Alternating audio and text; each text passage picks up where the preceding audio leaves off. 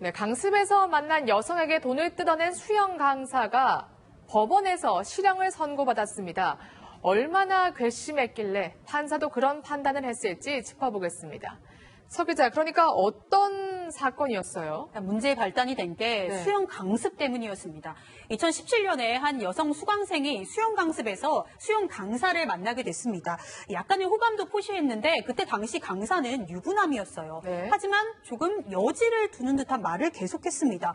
내가 사실 부부 사이가 좋지 않아서 이혼하고 싶지만 현재 아내의 반대로 혼인 관계를 유지하고 있다. 하지만 너랑 진지하게 사귀고 싶다는 의사를 반복적으로 계속 교제 의사를 반복적으로 표시를 해왔던 겁니다. 네. 사실 수강생 여성은 그 남성의 강사에게 조금의 동정심과 호감을 느끼게 됐고 이 사건은 이때부터 발단이 된 겁니다. 네.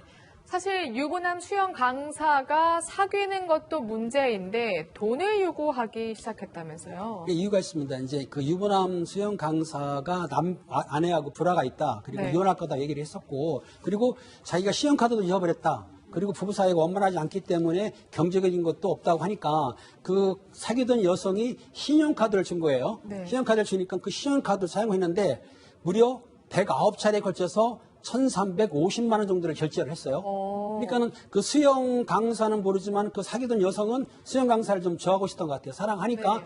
그 사랑하는 사람이 그 경제적으로 어려움을 처하니까 그걸 이제 해소하기 위해서 카드를 줬는데 너무 무리하게 사용한 겁니다. 그렇군요. 용돈을 주듯이 줬던 것 같은데 여기서 그치지 않고 더 큰 금액까지 요구하게 되죠. 그러니까 이제 그 상대 피해 여성의 빈틈을 본 거죠. 네. 소위 이제 물줄을 발견한 건데 지금 이제 신용카드 같은 경우는 현금 한도액이 있지 않습니까? 네. 그러니까 이제 사실 이 내용들을 보면 상당히 남자로서 좀 치사하게 돈을 갖다가 이렇게 그 뜯어냈다라고 저는 보는데 자기가 사고 싶은 차가 있는데 1,000만 원이 없어서 사지 못하는 내 자신이 비참하다. 이렇게 네. 어떻게 보면은 아주 비참한 그런 그 모습을 보임으로써 돈을 송금해달라고 한 것이죠. 그리고 이제 그 이후에도 이 1,000만 원을 딱 받고 난 뒤에 그것으로 끝난 것이 아니라 자동차 보험료, 부품비, 심지어는 신발 사는 것까지도 네. 총 41차례에 걸쳐가지고 6,628여만 원을 송금을 받았는데요. 네. 그러니까 지난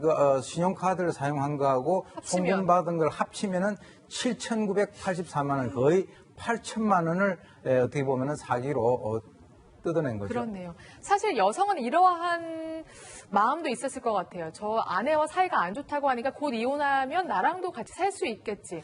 그런데 반전이 있었다면서요. 정말 반전이었습니다. 두 얼굴의 수영 강사였는데요. 네. 사실 아내와는 사이가 나쁘지 않았습니다. 아, 그래요? 네. 이 여성에게 신용카드를 받아서 실제로 뭐 지인이나 회사 동료들과 회식을 했다 이렇게 이야기를 했는데 그 시각 수영 강사는 아내와 외식을 하고 있었습니다. 네. 그러니까 여성이 준 돈으로 아내와 외식을 하면서 거짓말을 한 게 드러난 겁니다. 네. 실제로 처음부터 이 수영 강사는 이 여성을 속이기로 마음먹고 거짓말을 해왔던 거죠. 그렇군요. 결국 이 사실을 알게 된 수강생이 수영 강사를 고소하고 결국에는 그래서 사기 혐의로 재판을 받게 되는데 궁금합니다. 재판부는 어떤 판결을 내렸나요? 네, 이거는 이제 부산지방법원에서 판결이 있었는데요. 법원에서는 피해자가 그 재산상 피해만 입었을 뿐 아니라 정신적 고통도 많이 당했잖아요. 네. 그런 것들을 받고 그다음에 이 피해자가 엄벌을 요구했어요. 네. 그다음에 이 피해 변제도 중요하거든요. 이런 네.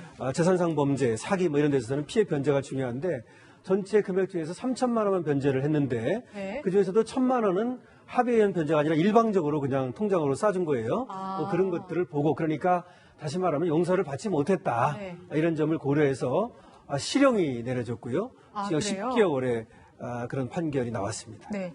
사실 궁금한 게 수영 강사의 부인이 이 사실을 알고 있었을까? 물론 확인되지는 않았습니다만 만약 알고 있었다면 수영 강사도 약간의 사기 방조라고 할까요? 그런 걸로 처벌이 가능합니까? 네, 수영 강사의 부인 같은 경우 알고 있었는지가 문제가 되는데요. 일단 방조죄가 뭐냐면요. 네.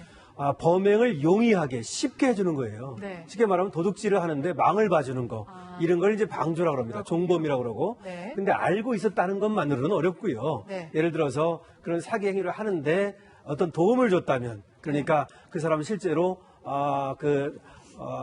유부남이 아니라 총각이다 이런 식으로 메시지를 하나 넣어준다든지 네. 뭐 예를 들어서 네. 아니면 그 돈을 같이 나눠 쓴다든지 네. 받아다가 이런 것들을 해야 되는데 그런 것이 없다면 방조죄는 어렵습니다. 네, 알겠습니다.